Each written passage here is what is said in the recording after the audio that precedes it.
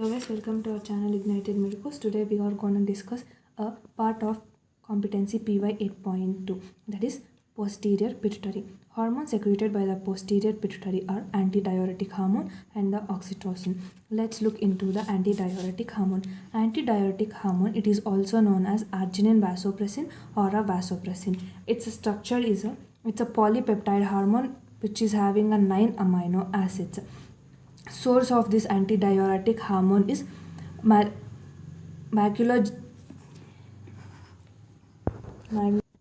magnocellular cells present in the paraventricular nucleus and the supraoptic nucleus. Let's see the synthesis of antidiuretic hormone.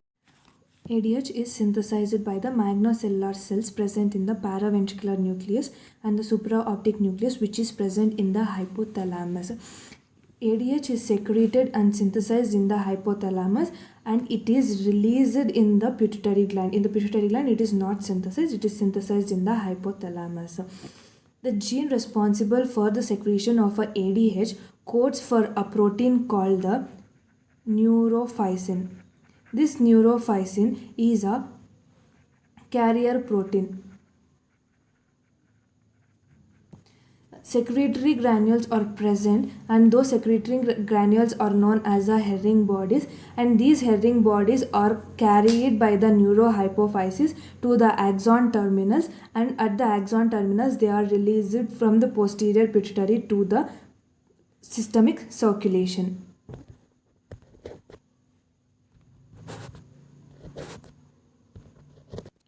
Regulation of antidiuretic hormone. It is regulated by plasma osmolality, blood volume and pressure. Plasma osmolality and blood volume and pressure mainly. Now let's look in how the plasma osmolality regulate the antidiuretic hormone secretion. Whenever there is increase in the plasma osmolality, it sends signals to the osmoreceptors present in the anterior part of the hypothalamus, and this causes the posterior pituitary to release the ADH hormone into the circulation so that it acts on and increases the ADH level.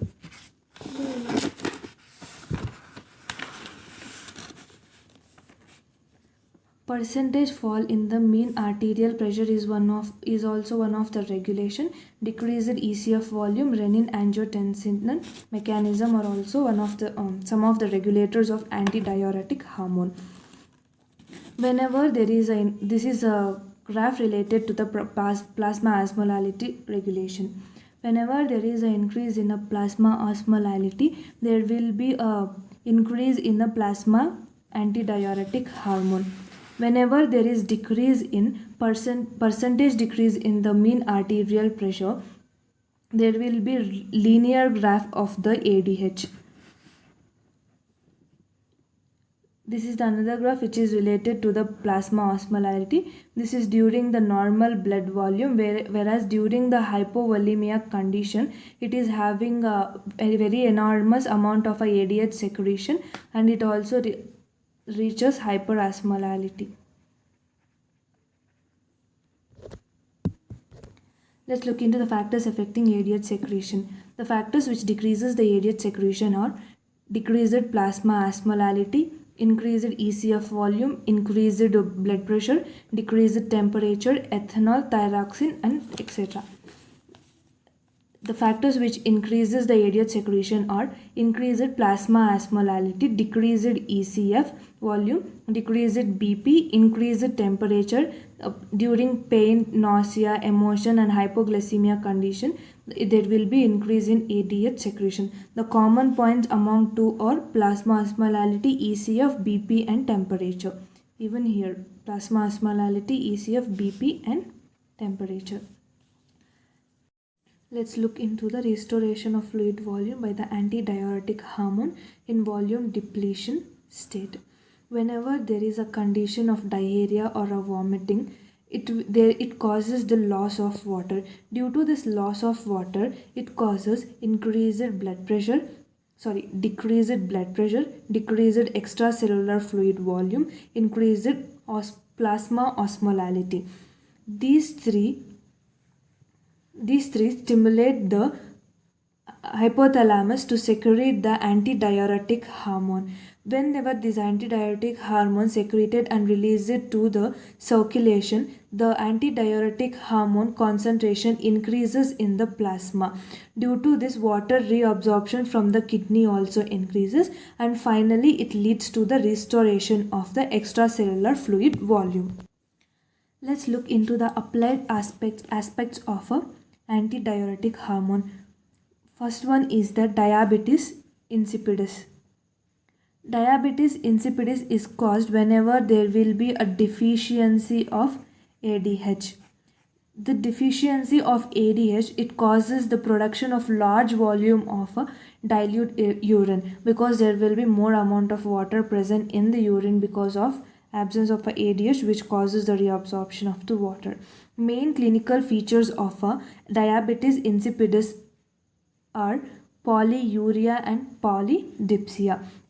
This polyuria is caused due to the antidiuretic hormone deficiency that promotes the water diuresis. This promotes water diuresis. Because of loss of water from the body in the form of the urea, it causes the polydipsia because of dehydration. Even polydipsia and polyuria are the common features of a diabetes mellitus. We can differentiate diabetes mellitus and diabetes insipidus by the taste of the urine. Even the diabetes insipidus, the taste of the urine is tasteless, whereas in the diabetes mellitus, urine is tasty due to the presence of glucose. There are two types of diabetes insipidus. One is neurogenic, another one is nephrogenic. Let's look into the nephrogenic diabetes insipidus.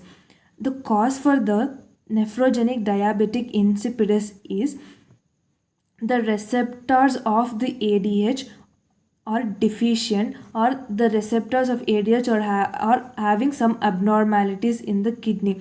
This is not the secretion of a ADH is normal, but only the receptors are deficient or they are having some abnormality. The causes for this are genetic causes and the acquired causes. Acquired causes are drugs like lithium aminoglycoside, cisplatin, amphotericin B. Whereas a second condition is a ischemia. Ischemia is resulting in acute tubular necrosis. It causes acute tubular necrosis. Third one is a metabolic disorder like hypercalcemia and hyperkalemia. And third one is a infiltrative disorder. Infiltrative disorders are neurosarcoidosis and amyloidosis. Let's look into the genetic causes of nephrogenic diabetic insipidus. The first one is V2 receptors gene is deficient. This is X-linked recessive disorder. Second one is aquaporin gene is defected. It is autosomal disorder. Nephrogenic diabetic insipidus can be treated by chlorpropamide. It causes the increase in ADH secretion. This is the treatment for nephrogenic diabetic insipidus. Now let's look into the neurogenic diabetes insipidus. General cause for this is some diseases in CNS like hypothalamus might be affected, hypothalamo-hypophyseal tract might be affected, or posterior pituitary might be affected. The diseases that occur in these are referred to as central diabetes insipidus, neurohypophyseal diabetes insipidus, or pituitary diabetes insipidus. It generally occurs in head injury and the tumors. The treatment for this is injection of vasopressin or calcifibrate therapy. So in this condition, ADH secretion is deficient. Whereas in nephrogenic, ADH is normal, but the receptors are deficient, or they're having some abnormality. Whereas in neurogenic, ADH secretion itself is deficient. Let's look into the second hormone of the posterior pituitary, that is oxytocin. This oxytocin is synthesized in the magnocellular cells of the paraventricular neurons, which are present in hypothalamus. Magnocellular cells of the paraventricular neurons which are present in the hypothalamus. The precursor of oxytocin or preproxyphysin. Let's look into the regulation of secretion. The regulation of secretion is, first one is the suckling. This suckling at the time of breastfeeding. Suckling of the baby, suckling of nipple by the baby at the breastfeeding time. And second one is a cervical dilation. This is during at the time of parturition.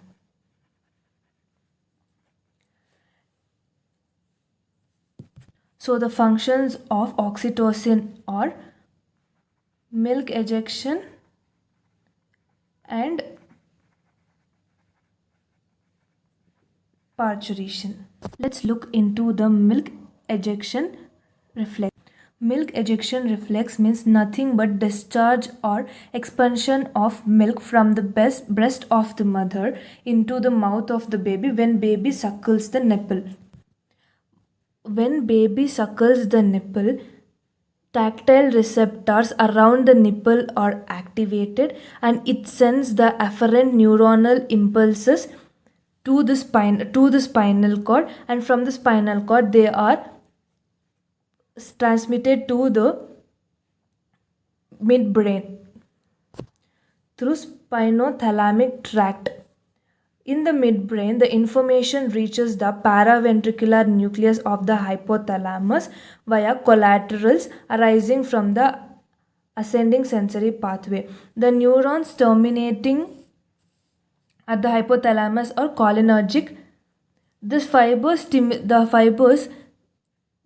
stimulate the secretion of oxytocin by the hypothalamus, and normally we know that oxytocin is secreted by magnocellular cells of the paraventricular neurons.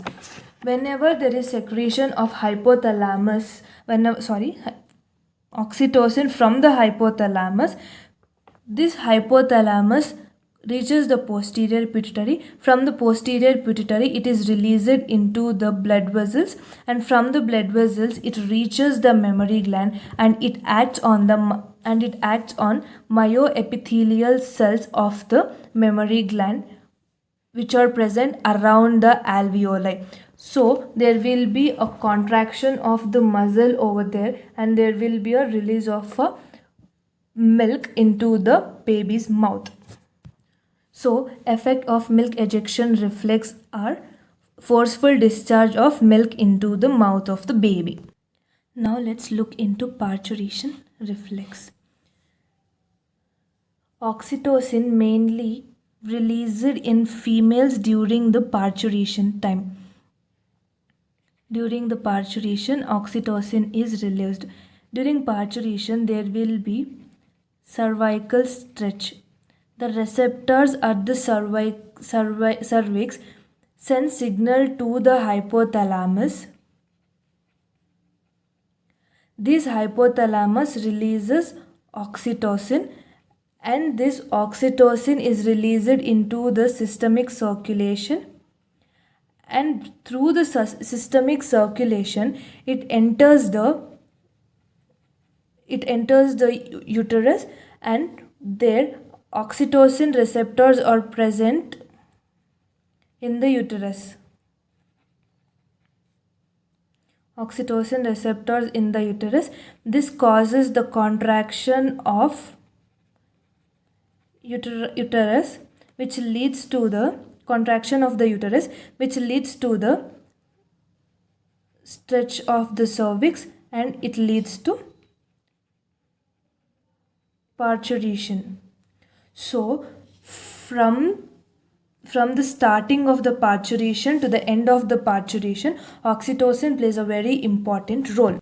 So whenever there is a cervical stretch during the parturition, the receptors present at the cervix sends the signal to the hypothalamus. It leads to the release of a oxytocin hormone, and this oxytocin hormone acts on the uterus. This causes the uterine contractions.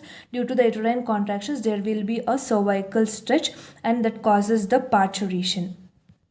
Other functions of oxytocin are at the end of the menstrual cycle. At the end of the menstrual cycle, it helps in degeneration of the corpus luteum because there are receptors for the oxytocin on ovary. Whereas in males, it is increased during the orgasm, and it also helps in contraction of smooth muscles. Contraction of smooth muscles, which helps in ejaculation of the sperms.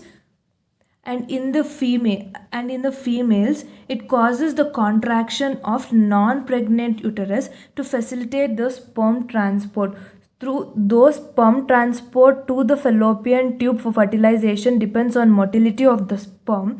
Uterine contraction also facilitates this process.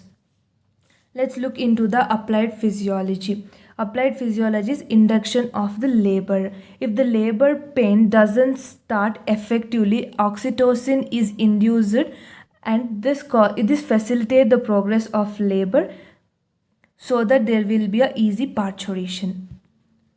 Thank you.